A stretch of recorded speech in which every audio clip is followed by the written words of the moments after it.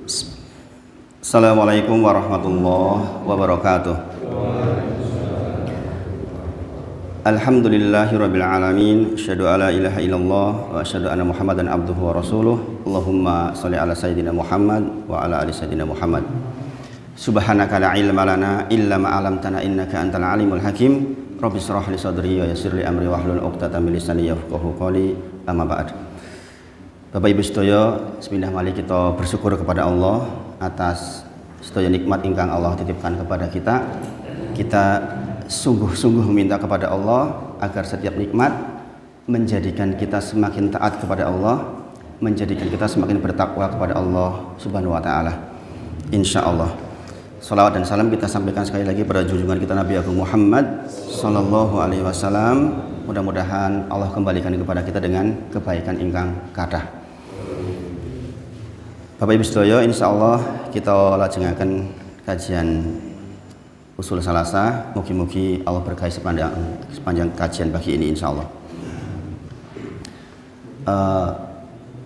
Saya mengingatkan lagi untuk saya pribadi dan seluruh jamaah, kita belajar maka akan ada 3 hal yang harus kita dapat. Kita produk akhir dari pembelajaran ini diantaranya adalah 3 hal ini. Sebagaimana saya sampaikan minggu lalu, diingat-ingat. Yang pertama menika membenarkan ibadah kita, membenarkan ibadah kita. Yang kedua membenarkan akidah kita. Yang ketiga membenarkan kondisi hati kita.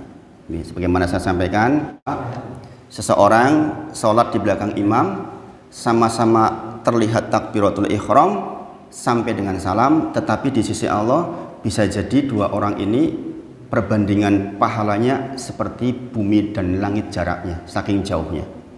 Maka inilah perbedaan antara orang yang taklim, orang yang ta'alum, orang yang belajar, orang yang berilmu dan tidak. Maka digambarkan sebagaimana telah hadir riwayat kepada kita, ada seorang yang membunuh 99 orang. Kemudian dia datang kepada seorang ahli ibadah. Siapa? Ahli ibadah. Ahli ibadah belum tentu ahli ilmu. Ahli ibadah belum tentu orang yang alim. Dan ini banyak orang yang beribadah dengan sangat semangatnya, tapi sesungguhnya dia tidak berilmu atas ibadahnya. Maka pembelajaran itu adalah untuk membenarkan ibadah kita. Orang ini mengatakan ketika ditanya, mungkinkah saya yang membunuh 99 orang diampuni oleh Allah? Karena dia ahli ibadah yang tidak punya cukup ilmu, dia mengatakan bagaimana mungkin diampuni, sementara saya yang sedemikian ibadah saja belum tentu diampuni. Maka orang ini berputus asa, dia menghilangkan rojaknya orang itu, harapnya orang itu, rohbahnya orang itu. Maka kemudian karena putus asa digenapkan menjadi 100. Ini kerugian orang yang tidak punya ilmu. Kemudian disampaikan kepada yang bersangkutan bahwa dia disuruh datang kepada orang alim. Maka ketika datang orang lain, bagaimana nasib saya sementara saya sudah membunuh 100 orang? Maka orang ini mengatakan, sungguh engkau masih mungkin diampuni. Kita tahu akhir ceritanya adalah orang ini diperebutkan oleh malaikat untuk masuk surga atau masuk neraka. Dan jaraknya kepada kebaikan sudah lebih dekat sehingga dia tertakdirkan masuk surganya Allah Subhanahu wa taala. Maka sekali lagi, ilmu yang kita pelajari, ingat-ingat, jangan akan merasakan betul antara orang-orang yang taklim, yang selalu komitmen dengan istiqomah belajar dengan yang tidak. Setidaknya pada 3 hal ini. Yang pertama tadi apa? Membenarkan ibadah kita. Kalau selama ini mungkin ibadah-ibadah kita mungkin ada yang kurang-kurang. Nah sekarang dengan belajar insya Allah akan lebih baik. Membenarkan akidah kita. Kita sudah diguyur dengan banyak ilmu oleh Ustadz Rasyid Hafidhullah Ta'ala di kitab Tauhid. Usul salasa sedang kita pelajari, insya Allah ya, akidah kita betul insya Allah. Dan ini bukan perkara yang kecil Bapak Ibu sedaya. Ini berarti persoalan akidah. Dan yang ketiga adalah membenarkan persoalan hati kita Bapak Ibu sedaya. Ini quote hari ini, saya sampaikan ini, tolong diperhatikan betul, diamalkan ini. Kalau kita ingin Bapak Ibu sedaya, kalau kita ingin nyicipi sorga sementara kita masih di dunia, perhatikan ini. Kalau kita ingin nyicipi surga, tentu saja tidak mungkin. Surga itu tidak digambarkan, tidak dibayangkan, tidak dilihat. Kita nggak tahu membayangkan seperti apapun pasti keliru. Tetapi di dalam surah ke-15, surah Al-Hijr, ayat ke-47 Allah berfirman apa? Saya sudah pernah sampaikan di sini dulu. Wa naza'na ma fi sudurihim min ghillin. Penduduk surga itu, jazakallahu khair. Penduduk surga itu di hati mereka sudah dihilangkan min ghillin. Apa ghillin? Perasaan dendam, perasaan iri hati, perasaan tidak tentram kepada orang lain, itu sudah hilang.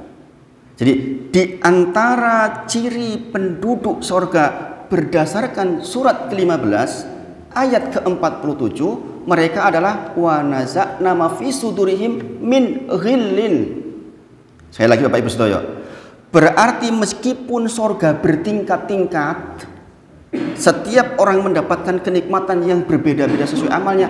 Di sana nggak ada lagi rasa dendam, iri, ingin memiliki apa yang orang lain miliki, sudah nggak ada. Dan itulah kondisi hati penduduk surga. Wa naza'na ma fi sudurihim min ghillin. Mereka semua merasa bersaudara. Duduk di depan berhadap-hadapan. Jenenge wong seneng kan berhadap-hadapan, ora undur-unduran. Ngene apa nggih? Jadi kalau hari ini kita di dunia Bapak Ibu sedaya ingin nyicipi rasanya surga, walaupun tentu saja pasti berbeda, tapi kalau hati kita sudah hilang ghilnya, kata para ulama, sungguh kita di dunia sudah merasakan sedikit bagian dari surga. Bayangkan kalau hati kita betul nih, produk pembelajaran kita, hati kita betul, kita duduk dengan tetangga kita tentrem, adanya cuma positif saja ke orang lain. Nggak ada lagi rasanya nggak nyaman. Wong yang bikin nggak nyaman kita kan hati. Bapak Ibu sedaya, ini testimonial istri saya ketika kami hijrah. Kemudian ekonomi nggak cukup baik, kita rumah harus ngontrak lagi.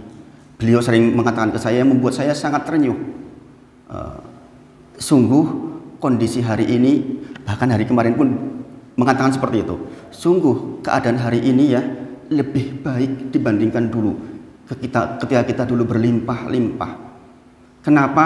Sebagaimana ayah bilang, saya insya Allah mudah-mudahan sedikit demi sedikit dikikis ghilnya. Perasaan dendam, perasaan itu sedikit-sedikit dengan ngaji itu Allah kurangi mudah-mudahan hilang. Sehingga tidak ada urusan kita melihat orang mungkin punya kenikmatan yang sangat banyak. Bukankah iri berangkat dari keadaan di mana kita tidak terima dengan nikmat Allah kepada orang lain? Orang punya rumah yang baik, orang punya belanja yang banyak, sementara kita tidak. Tapi kalau kita nggak ada ghil, tetap tentrem. Maka sekali lagi pagi ini saya berpesan pada diri saya sendiri dan seluruh jamaah yang hadir, ayo kita mulai nyicipi surga, walaupun tentu saja berbeda, tidak mungkin sama, tetapi kita tahu hati mereka sudah hilang ghilnya. Surah ke-15, surah Al-Hijr ayat ke-47. Wa naza'na ma fi sudurihim min ghillin.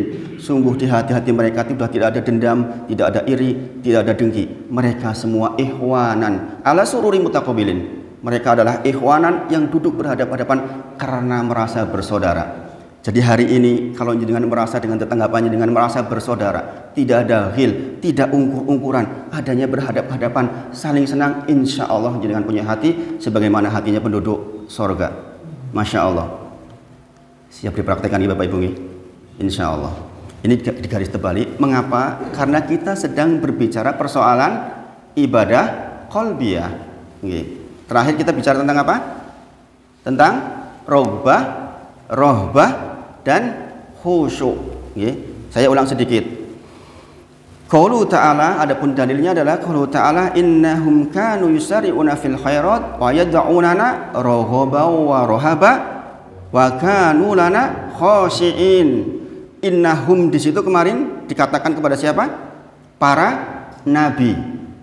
Para nabi saja ketika dia berdoa, dia menghadirkan hati rohbah dan khusyuk. Terakhir kita membahas tentang khusyuk. Ingat khusyuk artinya apa kemarin? al-khudu, yaitu kondisi tenang. Orang yang khusyuk itu tenang keadaannya. Dan Rasulullah sampaikan, khusyuk itu letaknya di hati, tetapi buahnya langsung terlihat di dalam perbuatan. Hujan nggih? Allahumma shayyiban nafi'an. Semoga menjadi hujan yang penuh dengan kebaikan, penuh dengan barokah. Jadi sekali lagi, khusyuk ibadah qalbiyah, tetapi buahnya langsung terlihat di dalam perbuatan kita. Apa produknya? Orang yang khusyuk itu orang yang taatnya kepada Allah luar biasa. Coba lihat jenengan, orang-orang yang merasa bahwa di tempat-tempat keramat itu sebagai sesuatu yang akan menolong dia khusyuk nggak di sana? Khusyuk banget, khusyuk banget. Bahkan ada video yang menunjukkan minta apa itu? Di sebuah kuburan wali minta uang yang merah-merah bagaimana itu? Saya pernah lihat videonya itu. Saking khusyuknya, saking yakinnya, saking tenangnya dia. Maka kita jangan lakukan itu, karena itu kesyirikan. Kemarin kita juga sudah bacakan tentang khusyuk di Az-Zumar ayat 24. Allahu nazzala ahsanal hadisi kitaban mutasabiha masa yataksairu minhu juludul ladzina yakhshawna rabbahum summa talinu juluduhum wa qulubuhum ila dzikrillah. Persoalan ila dzikrillah. Kita mengingat Allah terus. Orang khusyuk itu hatinya selalu terpaut dengan Allah, dan itu yang bikin tenang. Ala bi dzikrillah tatmainul qulub. Hanya dengan berzikirlah hati menjadi tentram. Berarti kosok baliknya, orang yang nggak ingat Allah, nggak zikir kepada Allah, nggak akan tentram. Dan produknya langsung di jawareh kita, anggota badan kita. Di antaranya adalah dia akan taat beribadah, yang berarti juga dia tidak akan melakukan maksiat, baik rame maupun sendirian. Ingat-ingat, orang khusyuk itu baik rame, banyak orang, atau berkesendirian, dia sama kondisinya. Karena apa? Yang mengawasi itu Allah terus. Maka para ulama sering menyampaikan, kalau engkau yakin bisa menemukan sebuah tempat, yang di tempat itu kamu yakin Allah nggak lihat kamu, silahkan bermaksiat. Sekali lagi, kalau engkau yakin bisa menemukan sebuah tempat, yang di tempat itu engkau yakin Allah nggak lihat kamu, silahkan bermaksiat. Pertanyaannya, adakah yang nggak dilihat oleh Allah tempat ini, di dunia ini? Nggak ada, semuanya terlihat. Maka orang khusyuk, orang tenang itu di hati letaknya, tapi produknya adalah perbuatan sehari-hari. Ibu-ibu sejang-sanjang dengan orang lain mengukur, kata-kata saya nyakitin dia enggak? Obrolannya selalu yang berkualitas. Maka para ulama juga menyebutkan, jikalau kita tidak bisa berbuat yang baik, maka lebih baik diam. Jika enggak bisa ngomong yang baik, lebih baik diam. Perbandingannya hanyalah ketika kita bisa memberikan kemanfaatan atas sebuah pembicaraan, baru kita bicara. Selebihnya diam. Karena apa? Sekali lagi, hati harus tentram. Ila dzikrillah, hanya ingat kepada Allah. Dan sungguh kata Allah, dzalika hudallahi yahdi bihi may yasha, dan Allah dengan kitab Al-Qur'an akan menunjuki kepada orang yang dikehendaki. Wa may yudlilillahu famalahu min had, dan sesungguhnya bagi orang yang enggak dapat petunjuk dari Allah, sungguh dia orang yang sangat rugi. Dia tidak ada penolong, dia tidak ada pemimpin di dalam dirinya. Maka sekali lagi, monggo kita ingat-ingat betul, di antara produk pembelajaran kita adalah membenarkan kondisi hati kita. Bapak Ibu sedoyo, tidak sedikit, Masya Allah, testimonial dari jamaah yang mengatakan, Ustadz, untung sebelum saya meninggal belajar yang beginian, katanya. Sesepuan terutama. Kenapa? Saya nggak kebayang kalau saya sampai meninggal nggak ngerti menata kondisi hati dalam ibadah saya. Nggak karu-karuan, katanya. Saya selama ini ibadah hanya menghadirkan fisik. Jarang sekali saya menghadirkan hati ini kepada Allah. Padahal ingat, sesungguhnya Allah melihat kondisi hati kita. Sesungguhnya Allah melihat hati kita. Maka sekali lagi, mudah-mudahan Allah takdirkan kita termasuk orang-orang yang berhati khusyuk, insya Allah. Nah, Bapak Ibu sedoyo, sekali lagi, dzomir innahum di dalam ayat tadi adalah untuk para nabi, sebagai pembanding buat kita, Bapak Ibu sedoyo. Kalau para nabi saja seperti itu kondisi hatinya, Yang jelas-jelas sudah jelas surganya, apalah lagi kita yang belum jelas surganya. Maka kita harus betul-betul menata betul. Sebagaimana perkataan ulama salaf yang menyampaikan bahwa adakah yang merasa aman setelah Ibrahim alaihissalam berdoa, wajnubni wa baniya ana'budal asnam. Ya Allah, mohon kepadamu agar aku dan keturunanku terhindar dari penyembahan kepada berhala. Masih ingat insya Allah di dalam kitab Tauhid insya Allah dibahas itu di dalam surah Ibrahim ayat ke-35. Wajnubni wa baniya ana'budal asnam. Ya Allah, mohon kepadamu agar aku dan keturunanku tidak menyembah berhala. Yang berdoa siapa? Ibrahim alaihissalam. Siapa dia? Bapaknya tauhid. Sampai Rasulullah pun suruh mengikuti milahnya.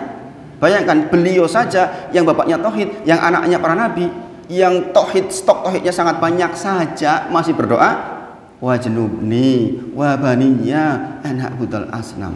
Koyo-koyo to wong wis sugih mbantu wara 1000 keturunan enggak habis masih berdoa, ya Allah, saya mohon kepadamu agar aku dan keturunanku jangan miskin. Seperti itu kira-kira perbandingannya. Paham Bapak Ibu sedaya nggih? Nek awake dhewe ora enggak mbantu wara seperti itu kekayaannya, patut itu berdoa seperti itu.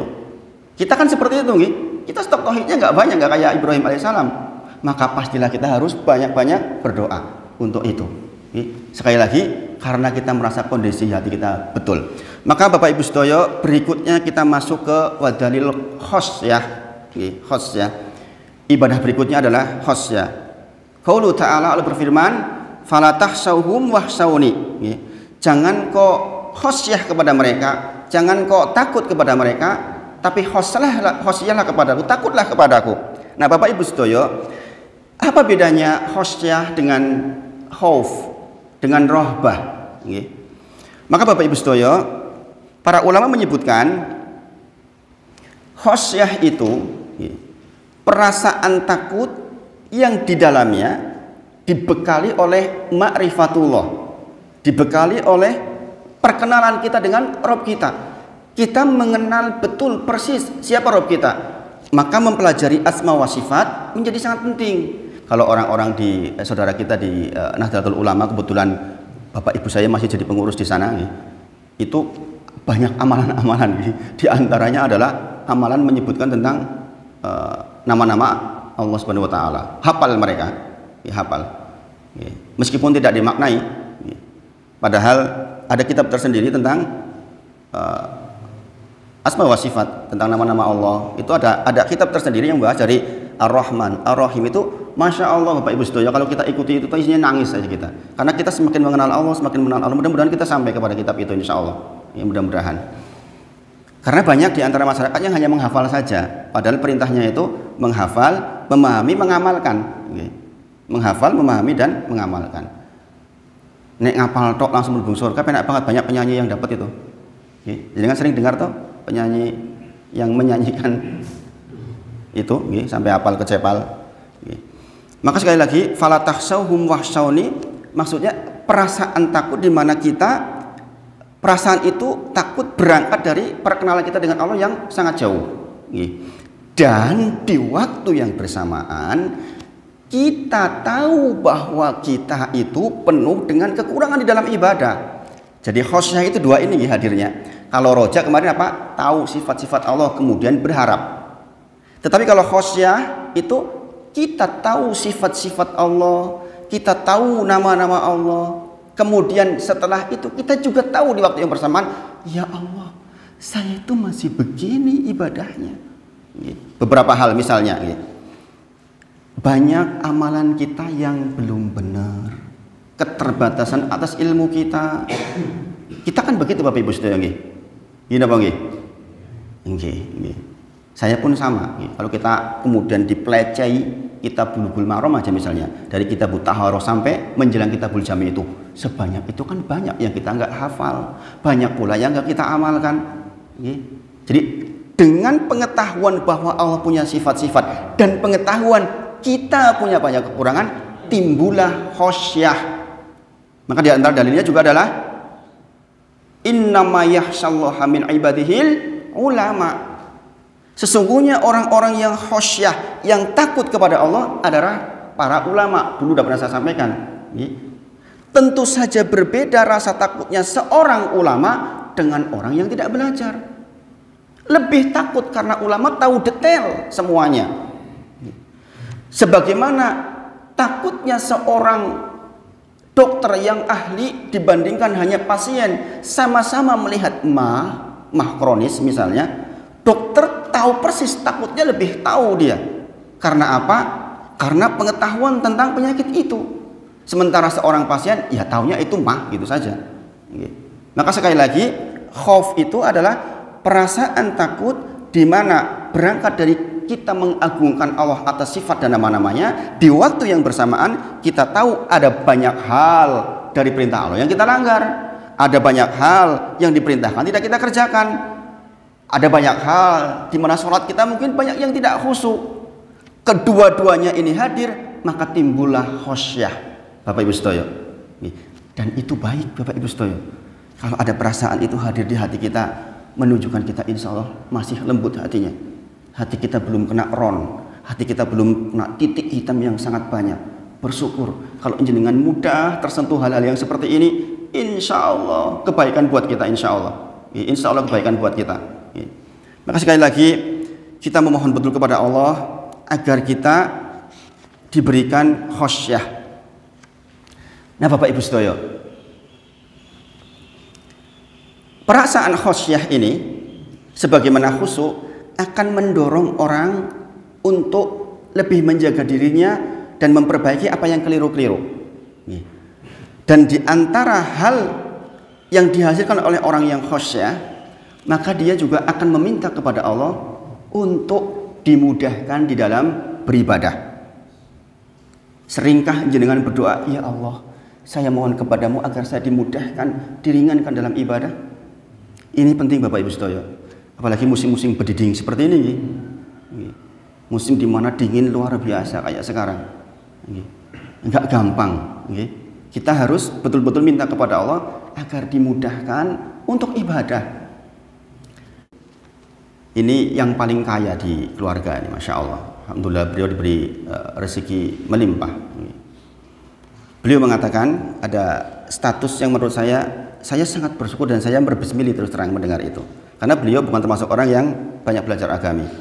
Hanya jadi panitia mendatangkan Ustadz Khalid Basalama, jadi panitia mendatangkan Abdullah Gimnastiar, Hafidullah Ta'ala dan lain-lain. Di situ pokoknya nyampur-nyampur semua Ustadz diundang. Termasuk Ustadz Solmed diundang. Beliau panitianya. Karena panitia kan jarang ikut ngaji malahan, mau ribet gitu. Tapi status di WA-nya kemarin saya komentari. Beliau mengatakan di dalam statusnya, saya pikir rezeki itu rumah saya yang banyak. Saya pikir rezeki itu adalah harta saya yang banyak. Saya pikir rezeki itu adalah mobil saya yang banyak. Tetapi ternyata rezeki itu adalah ketika saya bisa tahajud, ketika saya bisa sholat duha, karena itu lebih menenteramkan. Masya Allah Bapak Ibu Sedoyo. Itu berarti dilembutkan hatinya. Ada khosyah di situ. Dia merasa kurang selama ini. Aku mau jadi panitia tok yo melu ngaji. Masya Allah. Masya Allah. Mudah-mudahan kita dilembutkan oleh Allah begitu. Kalau memang kita ketakdir baik, insya Allah kita akan mendapatkan kebaikan dan dimudahkan oleh Allah untuk mengikuti takdirnya. Antuk minabil qadari khairihi wa syarih. Kita mempercayai takdir dari Allah, baik yang baik maupun yang buruk. Nah, itu tadi tentang khosyah. Dalilnya apa? Fala takhshawhum wahsyawni. Dan kita tahu bahwa orang yang takut kepada Allah adalah para ulama. Insya Allah yang singkat itu cukup menjelaskan. Kemudian ke yang berikutnya tentang inabah. Apa inabah? Inabah itu artinya kembali Bapak Ibu Sedoyo. Inabah itu sebenarnya ibadah yang mirip dengan taubat. Bapak Ibu Sedoyo, ada kabar gembira buat kita tentang inabah atau tentang taubat lebih tepatnya. Karena inabah itu sebenarnya mirip dengan taubat. Kita tahu ada sebuah kisah ketika ada seorang yang bepergian di padang pasir membawa unta beserta dengan seluruh perbekalannya, makanannya dan sebagainya di atas onta itu. Kemudian ternyata ketika dia istirahat terjadilah badai, kemudian ontanya hilang. Kebayang nggak situasinya? Jenengan coba hadir di situasi itu, jenengan lagi sendirian, kemudian jenengan istirahat, tiba-tiba unta dan perbekalannya hilang pergi, sementara jenengan di padang pasir sendirian. Gimana rasanya? Putus asa nggak? Iya, putus asa. Dan orang ini pun sudah sampai tahap dia putus asa. Dia duduk sudah pasrah. Sudah tinggal menunggu kematian saja. Bagaimana? Sudah nggak ada bekal. Maka kemudian Allah takdirkan, datanglah lagi itu untanya beserta dengan makanannya. Kira-kira senengnya kayak apa itu? Seneng banget, kira-kira kan begitu nih. Sampai dia katakan di dalam kisahnya, dikatakan anna robun wa anta, saya itu Robmu dan engkau adalah hambaku. Ngomong sama Allah begitu. Itu kan keliru nih. Saking senengnya kadang-kadang ngomongnya keliru kayak gitu itu. Tapi Allah paham maksudnya. Saking senengnya, saking bahagianya ini orang menemukan lagi perbekalan dan untanya. Ketahuilah Bapak Ibu sedaya, kata Rasulullah, rasa senangnya orang ini setelah kembalinya perbekalannya dia dibandingkan rasa senangnya Allah ketika seseorang inabah, ketika seseorang taat, jauh lebih senang Allah. Ini rahmat Allah begitu luas. Maka Bapak Ibu sedaya, kalau kita ketakdir na'udzubillah israf, mungkin di masa yang lalu kita banyak melakukan hal-hal yang buruk. Kata-kata kita telanjur menyakiti orang lain, yang disakiti sudah mati.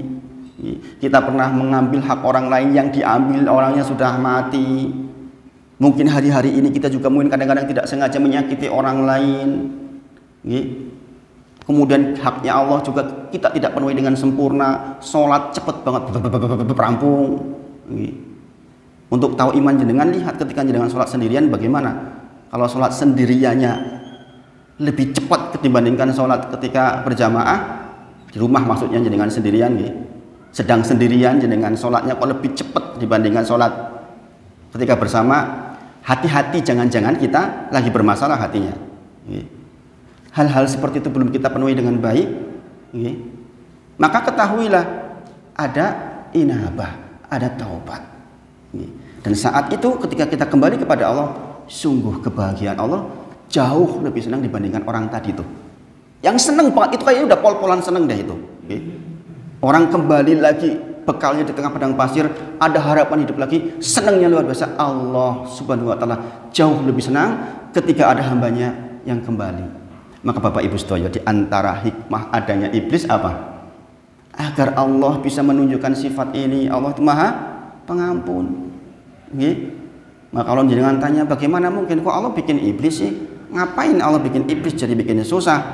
Ketahuilah, untuk mengetahui bahwa Allah Maha Pengampun, Allah Maha Penyayang, bahwa ada inabah, orang harus salah dulu. Tapi jangan terus jadi andalan lah, wong yo entuk salah kok ya saya tak salah. Jangan pilih itu. Tapi sifat itu ada ketika kita melakukan sebuah kesalahan. Maka sekali lagi, inabah itu adalah kita kembali kepada Allah. Adapun dalilnya adalah surah Az-Zumar ayat ke-54. Wa anibu rabbakum wa aslimulah. Maka kembalilah kepada Allah dan berserah dirilah kepadanya. Nah, Bapak Ibu sedaya, dikatakan seseorang melakukan ibadah inabah ketika memenuhi 4 syarat ini. Ini jangan perhatikan. Jadi ketika jenengan israf, ketika jenengan keliru, dikatakan jenengan inabah kepada Allah, dikatakan jenengan sudah kembali kepada Allah ketika satu, jenengan menimbulkan mahabbatullah, keadaan di mana cinta hati panjenengan kepada Allah itu sudah tumbuh lagi. Perasaan cinta kepada Allah itu sudah tumbuh lagi. Ketika inabah datang, maka perasaan mahabbah jenengan kepada Allah dengan kita mengenali sifat-sifat Allah itu tumbuh. Maka kita dikatakan memenuhi satu syarat di antara syarat inabah, syarat kembali. Kemudian yang kedua adalah al-khudulahu. Kita tahu kita kemudian menjadi tunduk kepada Allah. Dikatakan seseorang inabah kembali kepada Allah ketika kemudian dia dari kekeliruan-kekeliruannya, dari kesalahan-kesalahannya, dari perbuatan-perbuatannya, kemudian dia menjadi taat kepada Allah. Saya Bapak Ibu Sedoyo ketika meninggalkan, kalau masih di sini masih ada yang praktek seperti itu, jangan kecil hati. Saya ketika pindah dari riba dulu, saya waktu berusaha dulu, setoran saya ke bank itu 18,5 juta lah plus minus sebulan. Kebayang nggak tuh rasanya kayak mana?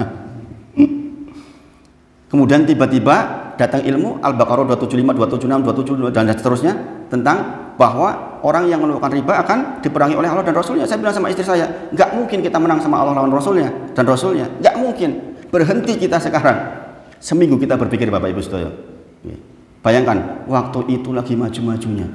Saya waktu itu ada truk, ada mobil untuk angkutan tidak satu, mobil pribadinya tidak satu. Punya gudang di kasihan sini gede gudangnya, kayunya sangat banyak. Tiba-tiba kemudian hadir ilmu itu. Bapak Ibu Saudara, apa yang kami lakukan sama diskusi sama istri, kita kembali ke nol lagi. Kita nolkan total. Dari penjual rumah sampai harus ngontrak lagi sampai hari ini. Kenapa? Inabah. Saya ingin tobat di masa sisa umur. Saya nggak mau terus seperti itu, karena sudah hadir ilmu. Dan ini tidak mudah. Sekali lagi, jikalau di sini masih ada, jangan kecil hati maksud saya. Jangan niat saja. Saya pernah ceramah seperti ini dan kebetulan ada yang memang dia masih bekerja di bidang seperti itu. Saya hanya berdoa, ya, saya mohon kepada Allah, ya Allah, memang ini tidak mudah, tidak mudah. Bayangkan saya masih muda waktu itu, kemudian nyetori segitu aja bisa saja itu. Kemudian datang di tengah-tengah, saya berhenti dalam kondisi saya masih harus nyetori 18,5 juta per bulan, plus minus sisa 5 tahun. Waktu itu dengan jualan batik saya, alhamdulillah. Meskipun sekarang berhenti lagi batiknya. Mudah-mudahan nanti Allah takdirkan dengan mudah. Masya Allah Bapak Ibu Saudara, saya diceritakan dengan ini tadi tidak masuk ke video yang diupload. Saya ngontrak sebuah rumah sekarang. Pak Gito alhamdulillah sudah sampai ke sana. Kemudian beliau juga sudah sampai ke sana. Rumah yang sangat sederhana. Listriknya itu 450 Bapak Ibu Saudara. Listriknya 450. Bukan 900. Jadi kalau jenengan punya listrik 900, 1300, saya kasih tahu kepada panjenengan, bersyukurlah. Saya berangkat ke sana karena saya memang ahlinya di bidang IT. Ke sana ya bawa komputer tentu saja kan. Ada 4 komputer. Kalau dinyalakan 2 jeglek. Ternyata setelah plus minus 2 tahun di sana atau ya 2 tahun lebih, semua komputer itu mati. Saya nanya, ini kenapa komputer pada mati? Padahal data di situ semua. Ternyata karena listriknya nggak stabil. Jadi listrik 450 itu nggak cukup untuk ngangkat komputer generasi sekarang, nggak bisa.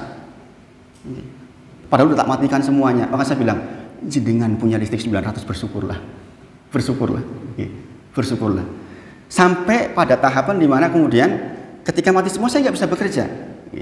Saya bilang sama istri saya, Bun, ini saya tuh gak disuruh bekerja sama Allah nih. Bagaimana ini saya bekerja? Kata istri saya, ayah tenang dulu, gak usah ribut, kita serahkan ke Allah dulu aja. Bukankah kita pernah mengalami yang lebih besar dari ini? Kita punya setoran segitu banyak, sementara belum ada penghasilan waktu itu. Ketika berhenti kan gak ada penghasilan. Sampai datang ilmu tentang batik. Kemudian alhamdulillah, waktu itu rata-rata 25-30 dapat dari batik Bapak Ibu Sedoyo. Masya Allah. Ngirim ke Australia, ngirim kemana-mana zaman sebelum corona. Kemudian sampai selesai setoran. Sampai selesai setoran. Hari ini sekedar ingin mencicipi bekerja dengan baik saja belum bisa. Maka jenengan yang bisa. Masya Allah. Sekarang jenengan jadi bersyukur tak punya listrik 900. Karena ketemu pembanding yang pas.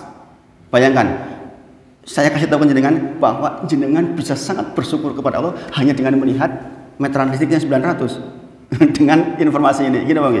Karena saya dengan listrik 450 nggak bisa kerja Bapak Ibu Sedoyo. Sekarang saya lagi mengumpulkan uang untuk apa? Untuk beli laptop. Kalau jenengan ada yang mau wakaf laptop boleh. Saya kemarin lihat harga sekitar yang bisa untuk kerja saya mungkin sekitar 10 jutaan lah. Saya bilang ke istri, ya Allah Bun, kita dulu uang segini nggak ada apa-apanya. Sekarang Masya Allah. Tetapi istri saya bilang, ayah, sungguh saya lebih bahagia sekarang dibandingkan dulu, walaupun hidup di tempat yang seperti ini. Anak saya Ammar Yusuf itu dan Aziza karena udah biasa ada, ketika datang ke rumah itu pertama kali, kita hidup di sini ya. Masya Allah. Maka Bapak Ibu sedaya, al-khudu, inabah, kembali kepada Allah. Syarat yang keduanya adalah al-khudu, ketenangan. Yang bentuk tenang tadi apa? Kita taat kepada Allah walaupun terasa berat. Kemudian yang ketiga adalah al-iqbal ala Allah, bersegera kepada perintah Allah. Hanya dikatakan seseorang melaksanakan ibadah inabah dan bertobat ketika kemudian dia bersegera kepada perintah Allah. Kalau jenengan belum bersegera kepada perintah Allah, berarti belum jenengan melaksanakan kegiatan yang namanya inabah. Berarti kalau orang-orang yang israf, yang berdosa, yang banyak melakukan kegiatan dosa, kemudian dia merasa ingin kembali kepada Allah, sebagaimana orang tadi beruntungnya, yang mendapatkan onta lagi, sebagaimana beruntungnya orang yang sudah membunuh 100 orang ternyata termasukkan ke surga. Karena apa? Kemudian dia taat. Dia kan berjalan tuh menuju kepada kebaikan yang ditunjukkan. Jaraknya lebih dekat kepada kebaikan, belum sampai melaksanakan loh itu. Belum sampai melaksanakan, tapi jaraknya dia diukur dengan kebaikan sudah lebih dekat. Bayangkan, berarti nggak akan sia-sia kalau kita sudah inabah, walaupun mungkin kita belum sempurna melaksanakannya. Insya Allah kalau kita meninggal dalam kondisi seperti itu, sorga untuk kita. Maka sekali lagi, al-iqbal ala Allah, bersegera di dalam melaksanakan perintah Allah. Sing mau nesolate lonyot yurotum cepet gitu. Masya Allah. Kemudian yang berikutnya adalah al-i'rad amasyawah, yaitu berpaling kepada selain Allah. Konsekuensi inabah namanya kembali kepada Allah, otomatis kosok walinya kita berpaling kepada selain Allah. Bukan berpaling kepada Allah, berpaling kepada selain Allah. Enggak ada urusan dengan yang permintaan kepada selain Allah, berharap kepada selain Allah, tawakal kepada selain Allah. Pokoknya hanya kepada Allah saja. Jadi 4 hal ini adalah syarat seseorang mendapati dirinya inabah. Yang inabah itu sehingga mirip-mirip dengan taubat. Bukankah taubat juga kita meminta ampunan kepada Allah atas dosa-dosa kita? Berarti kita kembali kepada Allah. Maka sekali lagi 4 hal ini diperhatikan, yaitu mahabbatullah, kecintaan hati kita kepada Allah karena kita tahu sifat-sifatnya Allah, maha rahmatnya Allah.